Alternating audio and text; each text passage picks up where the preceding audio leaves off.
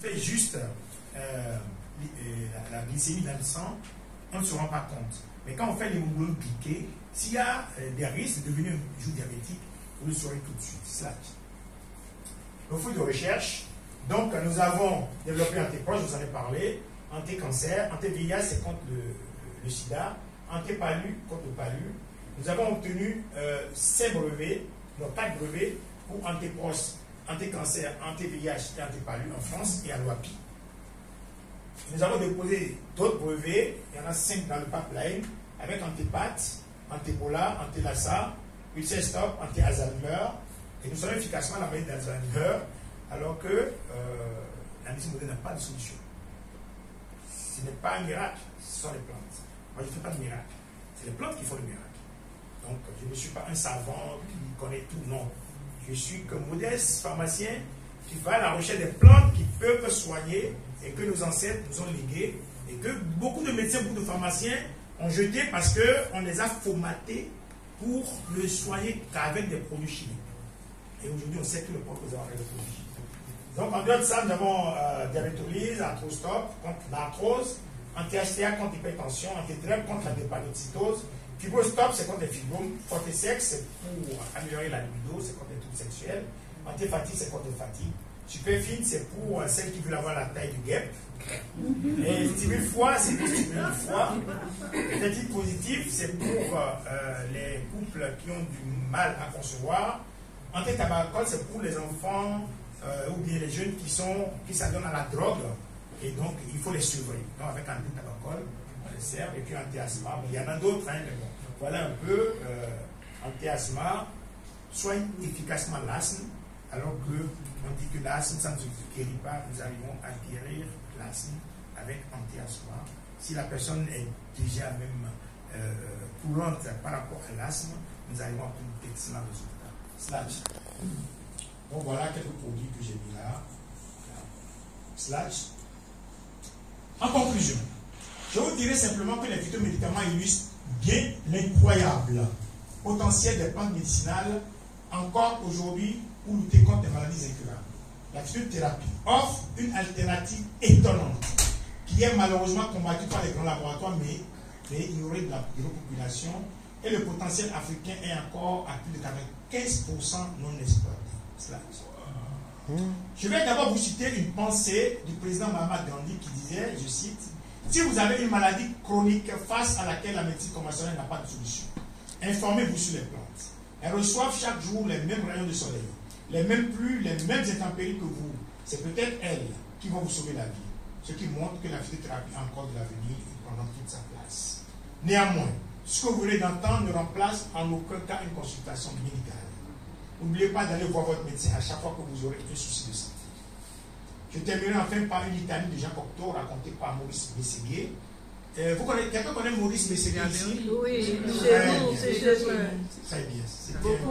C'était un grand monsieur qui, au début, a été beaucoup combattu, mais a soigné les gens partout dans le monde, avec des choses simples, mais efficaces. Les médecins lui faisaient des procès à n'en plus finir en France, et c'est les femmes de médecins, des mêmes médecins qui viennent témoigner pour dire, non, ce monsieur, il n'arrive pas à nous soigner. Nos maris médecins n'arrivent pas à nous soigner, pour le mettre en prison, on veut aller en prison avec lui, et finalement les gens lui collent la tête. Donc voilà ce qui était ministre possible. Donc, slash, il disait, herbes aux chutes, herbes à coupure, herbes à fièvre, guérissez-nous. Herbes de sorcières, herbes de chat, préservez-nous. Herbes de gagne, herbes de chance, soyez pour nous. Herbes saintes, herbes vierges, soyez à nous. Couronne de Saint-Jean, herbes sans goût, aimez-nous. Je vous remercie.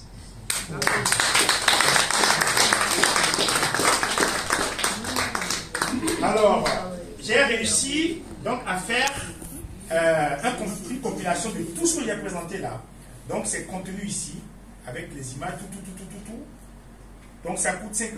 Pour ceux qui sont intéressés, vous pourrez après passer chez mes collaborateurs pour en prendre un souvenir de Sankofa Tour à Cotonou.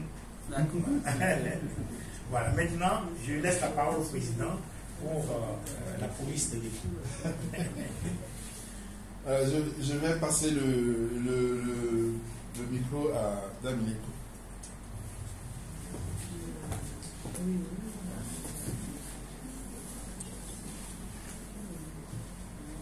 Bien. Alors, je ne veux pas écorcher votre nom. Aïnadou. Voilà. Docteur Aïnadou, nous vous remercions d'être venu ce soir nous parler de notre santé et de ce que les plantes peuvent faire pour nous. Merci au nom du Centre Fatou. Mais j'aimerais quand même avec vous poser une question. Oui, effectivement, les grands laboratoires mènent une guerre sans merci à la pharmacopée traditionnelle. Est-ce que vous-même avez été l'objet de ces attaques? Merci beaucoup, c'est une question cruciale. Je fais beaucoup de conférences partout, à Paris, même sur les Champs-Élysées. Il y a des médecins ou des délégués médicaux qui viennent souvent pour contredire ce que j'ai dit. Et dans la salle, il y a un monsieur qui est un ami qui s'appelle Marc Davis, qui m'a fait faire une conférence à Paris récemment. Et il y avait des médecins qui étaient dans la salle. Une a pris la parole pour dire que tout ce que je racontais là, c'est des foutaises, qu'on ne peut pas guérir le cancer. Alors, je lui ai posé la question, donc on ne peut pas guérir le cancer. Donc, vous êtes médecin, vous venez ici, dites qu'on ne peut pas guérir le cancer. Donc, quand vous nous faites la chimiothérapie, l'hormonothérapie, la radiothérapie, c'est de l'escroquerie. Quand j'ai dit ça, c'est mis d'appeler sur la salle, elle est partie. Donc, il y a souvent de ces gens d'attaque. Mais moi, je n'ai aucun problème, d'autant plus que je suis membre du bureau de la Fédération internationale pharmaceutique, où il y a tous les laboratoires. Il y a 15 jours, j'étais à Abu Dhabi, où on tenait notre congrès international. J'y étais. Mais je vais vous dire, je vais vous faire une remarque. C'est que lorsque ces laboratoires veulent vous faire du mal, ça ne vient jamais directement de. C'est pourquoi je suis à l'aise, je suis avec eux, je bois, je mange. J'ai même une photo là, je vais vous montrer si vous voulez, avec le président international. Donc, ils vont passer par vos propres frères qui sont dans votre pays pour dire, bon écoutez, celui-là me dérange un peu trop. Donc, c'est pas eux qui vont porter le coup. Donc, si nous sommes vraiment solidaires, nous n'aurons jamais ce genre de problème. Moi, ici, je suis le président du conseil de l'ordre des pharmaciens. Donc, ils ont plus encore besoin de moi qu'en réalité, puisque dès qu'ils ont des difficultés avec la direction des pharmacies, avec le gouvernement, c'est toujours moi qui viens voir. Donc, quelque part, je suis dérangeant, mais en même temps, ils ont besoin de moi. Du coup, je me dis que, en réalité, ils n'ont pas, je ne suis pas quelqu'un qui les dérange réellement, puisque je leur dis souvent, dans nos grandes réunions, je leur dis, moi, je vis juste à côté de vous. Je n'ai pas de quoi déranger vos intérêts. Donc, je leur parle un langage franc et je les affronte. Je ne les évite pas, je ne les fuis pas. Du coup, pour le moment, je n'ai jamais eu de problème de ce côté. Je tenais à vous donner cette précision. Merci. Mais c'était une question vraiment pertinente. J'en ai une autre, si vous permettez. Bien sûr. Parce que vraiment, cet exposé m'a passionné. Il existe donc la médecine traditionnelle et puis la pharmacopée traditionnelle à côté de la médecine conventionnelle. Mais dans la pharmacopée traditionnelle, on se rend compte qu'il y a la pharmacopée africaine, mais nous avons nous aussi, de l'autre côté de l'Atlantique, une pharmacopée caribéenne ou américaine.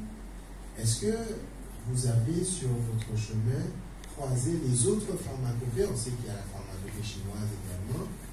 Et est-ce que vous pourriez nous parler de ces rencontres-là? Est-ce qu'il y a des croisements, des échanges? Merci, c'est aussi effectivement une question très pertinente. Dans les années 90, j'étais à Toulouse, où je faisais ma spécialisation en pharmacie industrielle. Et là, avec le professeur Philippe Loiseau, on faisait des analyses. On contrôlait les produits, on faisait les études de stabilité pour les laboratoires Pierre Fabre et pour les laboratoires UPSA. Et une fois, il y a eu un médicament que les laboratoires Pierre Fabre avaient fabriqué, et c'était de l'aspirine 400 mg. Il y avait un souci par rapport à ce médicament. Je l'ai contrôlé par HPLC et j'ai donné mon point de vue. Le professeur ne m'a pas cru, il est venu contrôler, il a vu effectivement qu'il y avait un souci.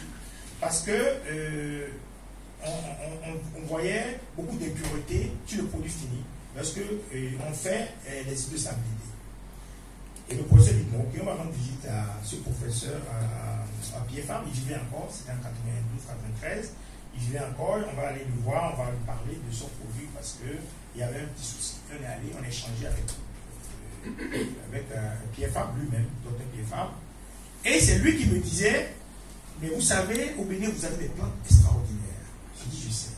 Il dit, mais moi, j'ai trouvé des plantes extraordinaires à Madagascar. Je dis, mais ça c'est intéressant. À cause de lui, je suis allé à Madagascar pour rencontrer disons un peu, les plantes, comme la performance de Madagascar et autres, qui soignent efficacement un certain nombre de choses. Et ici, par exemple, vous allez voir, tout ce qui est ici, vous avez vu que c'est en anglais. Donc, c'est une conférence que je suis allé faire au Nigeria tous les ans, tous les 2 ans. Je vais au Nigeria pour faire une conférence. Et donc, moi, je voyage beaucoup. Je suis allé en Argentine et je me suis intéressé à leurs plantes. Et un pharmacien m'a dit, tu peux tout faire, mais ne prends pas une seule feuille pour sortir du pays. Sinon, à l'aéroport, tu auras des problèmes. Donc, c'est dit que chaque fois que je voyage, je m'intéresse aux plantes. Mais malheureusement, je ne suis encore jamais allé aux Antilles. Sauf que j'ai un ami, docteur et maître Souli, qui est un avocat, et qui m'a présenté professeur Henri. Ah, d'accord. Joseph, Voilà. qui est très brillant et qui a beaucoup fait pour la médecine traditionnelle. Son combat est notre combat. Et de temps en temps, quand j'échange avec lui, on devait même faire une conférence une fois en France, et je devais même assister à cette conférence. Après, il était tombé malade. Et chaque fois que j'échange avec lui, mon souhait, c'est que je lui fasse découvrir vraiment l'Afrique. Qu'il vienne ici nous parler de ses recherches, de nous dire tout ce qu'il a eu à faire, et nous parler des plantes, donc caribéennes, des plantes de la Guadeloupe. de la Guadeloupe. Et ça va nous enrichir aussi, puisque aujourd'hui, le combat contre les maladies, ce n'est pas un combat d'un continent, c'est un combat de tout le monde, de tous les jours. Et si tout le monde comprenait ça, il n'y aurait jamais même eu de problème entre les laboratoires, je vais dire en griffe, et nous. Pourquoi? Parce qu'eux aussi tombent malades. Eux aussi tombent malades. Et quand ils tombent malades, ils se rendent compte que, excusez-moi, que ce qu'ils fabriquent, finalement, ça ne les sauve pas. Donc, ils devaient s'intéresser de plus en plus à ce que les autres aussi font et qu'ils puissent leur apporter un petit plus. Eh bien, à bientôt en Martinique. Avec plaisir.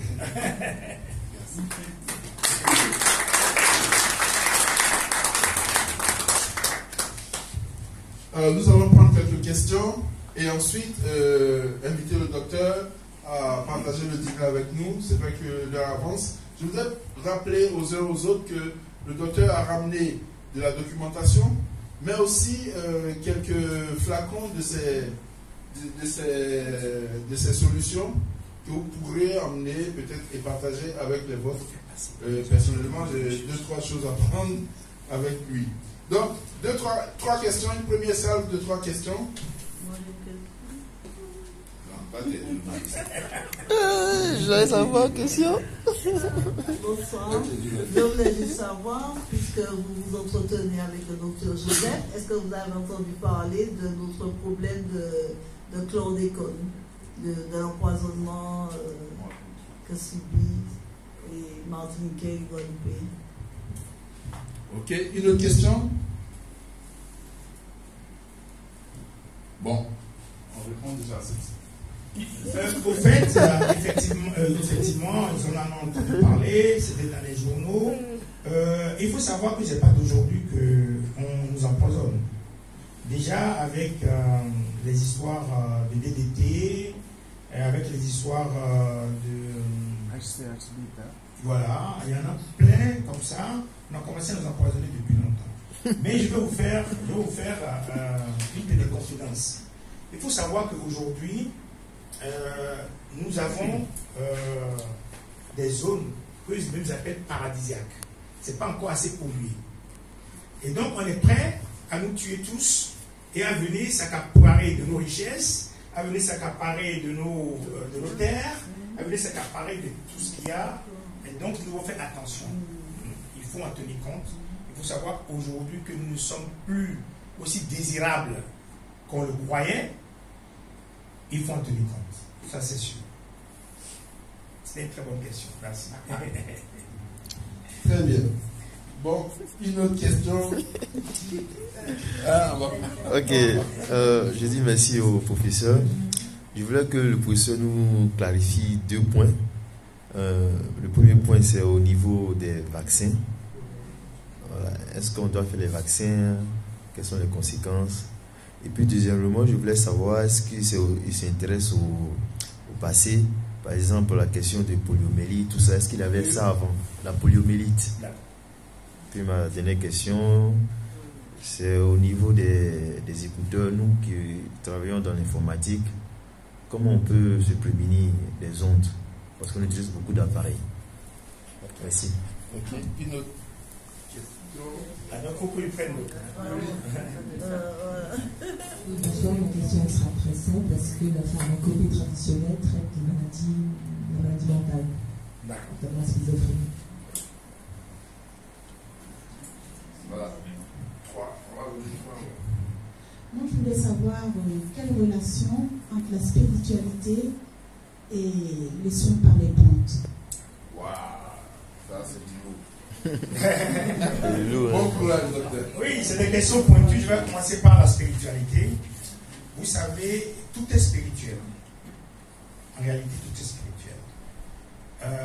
Mais il faut savoir que nous, en tant que chercheurs, nous essayons de mettre la spiritualité à côté, de nous attaquer à l'essentiel. Parce que les plantes même sont spirituelles. Et je vais vous raconter une petite histoire. Le professeur Edouard Deron a dit en Europe un jour que les plantes, il faut rester dans certaines conditions pour les cueillir, et il ne faut pas les cueillir à n'importe quelle heure, sinon, et qu'il y a même des plantes, la nuit, si vous avez cette plante-là, et que vous avez les yeux ouverts, vous risquez de perdre la vue si vous venez pour les cueillir. Les gens disent non, c'est pas ça. Et il a fait la démonstration avec un mouton qui est devenu aveugle. Depuis ce jour, les blancs ne sont plus jamais rentrés dans cette forêt sacrée. Donc c'est pour vous dire que la spiritualité est liée aux plantes. Et on nous a dit qu'à une époque de notre vie, nous étions sous forme de plantes, même nous les hommes. Et que nous avons évolué, nous en sommes aujourd'hui ce que nous sommes. Donc c'est pour dire que c'est fort possible que certains ne s'intéressent pas à ce volet-là, mais il faut s'y intéresser. Mais parfois, en tant que chercheur, il faut essayer de faire la part des choses et de dire ce que j'ai mis en place pour soigner, il faut que ça soit reproductible. Même si je quitte le Bénin, je vais au Nigeria, je prends les mêmes plantes, à cette différence près que la concentration du principe actif dans cette même plante ne sera pas la même. Voilà, il faut que cela puisse se reproduire. Et c'est cette rigueur scientifique qu'on vous enseigne, que nous essayons d'appliquer à notre domaine. En ce qui concerne la maladie mentale, ça se soigne efficacement avec les plantes. Parce que le malade mental, schizophrène, je vous ai parlé par exemple de la maladie d'Alzheimer que je soigne efficacement. Nous avons une manière de soigner la maladie mentale en faisant dormir la personne pendant quelques jours. Le problème, c'est que les personnes sont arrivées à un degré d'énergie, de force d'énergie dans le cerveau qu'il ne peut même plus dormir. Vous allez voir quelqu'un qui a ce genre de maladie peut rester 2, 3, voire 4 jours sans dormir. Mais quand vous arrivez, il y a une plante ici que vous appelez fifament, quand vous arrivez à les faire endormir pendant 1 jour, 2 jours, il va se réveiller, il va nous dire qu'il a très faim. Et vous allez lui donner à manger. La maladie est partie. Et maintenant, il y a un suivi que vous allez faire sur 3 mois, voire 6 mois. Et après, vous n'allez pas le reconnaître. Ce serait celui que vous aviez été en train de perdre. Et c'est comme par exemple, quand je vous ai parlé d'un produit contre la drogue. Lorsque vous êtes alcoolique ou vous êtes quelqu'un de drogué, si on vous donne ce genre de traitement, quand vous arrivez là où il y a l'alcool, l'odeur va vous déranger, vous allez quitter là-bas. Donc vous ne serez plus bien la drogue, ça va vous déranger, vous allez quitter là-bas. Donc, les plantes, si vous êtes connaisseur de plantes et que vous voulez soigner quelqu'un, vous allez sur le terrain de plantes qui pourront régler réellement le problème. Or, c'est pourquoi je parle du côté holistique du traitement. Lorsqu'un patient vient, il peut ne pas venir seulement avec une schizophrénie. Il peut venir aussi avec un paludisme. Il peut venir avec plein de choses. Donc, il faut prendre dans sa globalité le problème et régler. Vous allez voir que vous aurez des résultats que la médecine moderne n'a pas. Aujourd'hui, on voit des personnes qui n'arrivent pas à avoir d'enfants pendant 5-6 ans. Ils sont tout le temps à l'hôpital. On fait toutes les analyses, on essaie, tout ça ne marche pas. Mais ils vont voir un praticien qui connaît des plantes, qui peut l'aider. Et vous allez voir que en quelques mois de traitement, on peut obtenir des résultats. Maintenant, je viens chez mon ami journaliste pour repréciser la question, pour me repréciser les questions. Voilà, je veux que vous nous précisez au niveau des vaccins. Voilà, les vaccins, vous allez sur Google et tapez vaccin origine. Vous allez voir que l'origine des vaccins, c'est l'Afrique. L'origine des vaccins, c'est Ouida. Je vais vous expliquer maintenant, vous allez comprendre. Il y a des siècles, nous avons toujours vécu avec les virus. Comment? Chez nous, ce que nous appelons le vaudou, il y a plusieurs formes. Il y a une forme, par exemple, qui est un virus. On appelle ça le sapata, la variole. La variole, aujourd'hui, si nous voulons exterminer le monde à partir du Bénin, on peut le faire. Parce que nous avons encore la variole au Bénin. C'est un dieu. Donc, c'est une croûte. On appelle ça akbé. Donc, lorsque vous prenez cette croûte-là, si vous touchez la croûte, vous allez avoir la variole, vous allez mourir. On prend une partie de cette croûte-là et on met ça sur le feu, on brûle, ça devient cendre. On l'écrase. Ça devient poudre. On fait des scarifications. C'est pourquoi vous allez voir les vaudous-ci ont des scarifications sur le corps. Ce n'est pas pour faire plaisir, mais c'est pour les vacciner contre la variole, puisqu'ils vont se prosterner tous les jours devant cette variole-là, au fait qu'il y ait le Dieu, mais c'est un virus.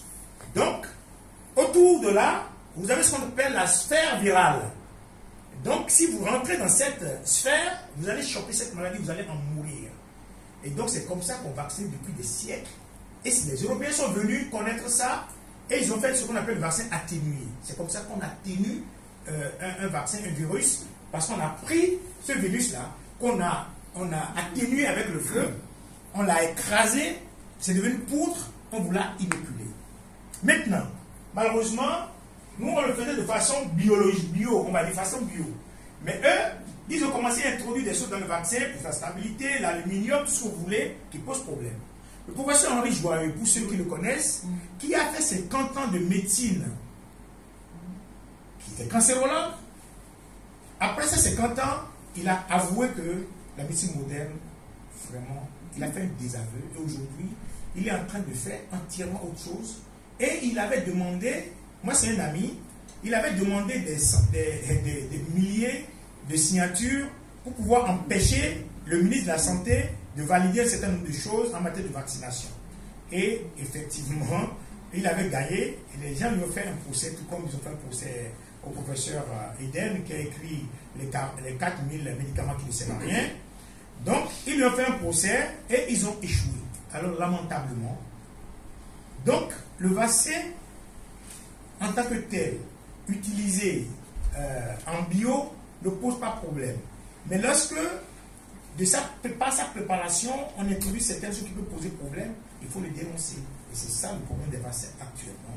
On introduit de l'aluminium, tout le monde sait que l'aluminium, ça donne du cancer. Les femmes qui mettent trop de déodorant à base d'aluminium dans les aisselles, après ça vient au niveau du sein, et c'est ça qui donne le cancer du sein. Beaucoup ne le savent pas. Malheureusement, c'est ça le problème. Et donc, nous, pendant longtemps, on a lutté contre les laboratoires cosmétiques qui fabriquaient des produits à base d'aluminium. Comme souvent dans nos pays, les autorités ne sont pas assez fermes, il y a des choses qui rentrent chez nous, on voit les produits pour décaper la peau, il y a des produits encore qui contiennent de l'aluminate de sodium. Et on doit lutter contre ces genres de choses parce que c'est ça qui pose problème. Et c'est le cas de certains vaccins, il faut les revoir. Si on les revoit, on les met sous forme, ça ne pose pas de problème. Mais c'est la façon de fabrication qui posait problème. Alors la deuxième question c'était... Au niveau de la poliomyélite, est-ce qu'il y avait la poliomyélite avant que les Européens arrivent? Oui, bien sûr. Vous savez, nous n'avons pas assez de statistiques en Afrique. Avant, les gens mouraient de cancer, par exemple. On disait que c'était le sorcier, ou bien une crise cardiaque, on dit là une attaque nocturne. Ça existait. Mais, il faut reconnaître une chose. Dans les années 50, il y a un professeur de cancérologie qui était à Dakar. Et on nous a lu sa lettre. Il a écrit à la métropole pour leur dire que depuis que, au début qu'elle était venue à Dakar, il n'y avait pas de cas de cancer en tant que tel. Parce que les gens mangeaient bio. Mais depuis que les supermarchés ont été installés et que les Blancs, enfin, les Africains, un peu modernes, on va dire, ou un peu huppés, un peu riches, ont commencé à fréquenter les supermarchés, on constate que de plus en plus, il y a des malades de cancer qui ne fréquentent pas. Parce qu'au début, ils chômaient, mais depuis un moment, ils ne chôment plus. Donc c'est à l'aide de rester assez longtemps dans les annales. À l'époque, on n'avait pas encore les iPhones et autres pour pouvoir garder ces choses-là, mais c'est dit que cette maladie pouvait exister déjà à l'époque. Il y avait une troisième question. La troisième question, la protection contre les ondes. Bon, d'abord, les ondes électromagnétiques, nous en abusons. Surtout aujourd'hui, sur les téléphones modernes, votre temps d'écran même, on met, votre temps d'écran vous dit que vous en faites déjà trop. Donc il faut essayer de limiter, il faut essayer de limiter. Il y a des méthodes, aujourd'hui il y a des brouilleurs dans l'électromagnétique, il y a des protections aussi dans l'électromagnétique que vous pouvez mettre au niveau de votre maison. Ça fait que les ondes, quand ça ne vient pas en charge. En 2002-2003, j'avais commercialisé un produit ici que je suis allé chercher juste en Corée. Et c'était de petites pastilles qu'on mettait sur les téléphones portables pour réduire le DAS. Voilà, pour réduire un peu la charge qui arrive sur votre téléphone. Malheureusement, c'est même les associations des consommateurs qui ont commencé à me fatiguer. On veut même vous sauver, ça ne coûtait même rien. On veut même vous aider parce que c'est un produit. Non, il n'y a pas de problème avec les ondes électromagnétiques. Ah bon? C'était ça à l'époque. Parce que, justement, les grands fabricants de téléphones, ils bloquaient toutes les recherches qui allaient donner comme résultat que c'était un problème parce qu'ils voulaient vendre. Aujourd'hui, même les bébés ont un portable. Donc, ils ont réussi leur coup. Mais en même temps, il y a combien de malades qui sont dus aux ondes électromagnétiques. Il y a des bébés, les mamans, ils veulent pour cacher leur téléphone. Ils cachent ça dans le berceau du bébé. Après, c'est des cancers du cerveau. Les enfants qui à peine à 3-4 ans développent des cancers. Donc, effectivement, il y a un problème. Le conseil, c'est de limiter. Déjà, on vous dit, quand vous êtes un informaticien ou un comptable, ou vous restez assis plus de 3 heures, 4 heures, c'est pas bon. Après 2 heures de travail, vous faites semblant d'aller faire pipi et revenir. Ça vous permet déjà d'échapper un peu aux ondes électromagnétiques. Il ne faut pas que ça soit en continu. La difficulté, c'est en continu. Il faut savoir arrêter, savoir... Je vais ajouter quelque chose. Oui. Je vais ajouter un point de vue technique à cette... Merci beaucoup. Merci. Je me présente, Louis Aidé. Je suis un technicien, électricien, avec la particularité d'être antenniste. Alors, je voudrais ajouter une précision.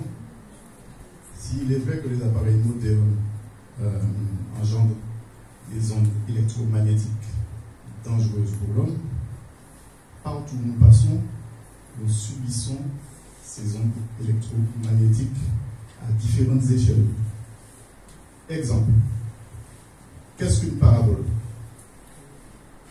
C'est une ferraille au bout de laquelle il y a une tête de réception. Cette ferraille, vous allez la retrouver dans vos maisons, dans les toitures, dans vos automobiles. La carcasse est en métal. À peu près partout dans votre environnement. Donc, il est vrai qu'il ne faut pas seulement se focaliser sur des appareils modernes. Celui qui vit dans sa case en tôle, il reçoit régulièrement des ondes électromagnétiques. Vous pouvez en faire l'expérience. Prenez un bout de ferraille, une tôle, une vieille antenne. Vous la posez, vous la rapprochez de votre oreille et vous sentirez des picotements. Ça s'appelle une fréquence. La fréquence est générée par tout, par le vent qui va frotter sur un arbre, sur une pierre, sur de la ferraille. Et cette ferraille va amplifier cette onde. J'espère que j'ai apporté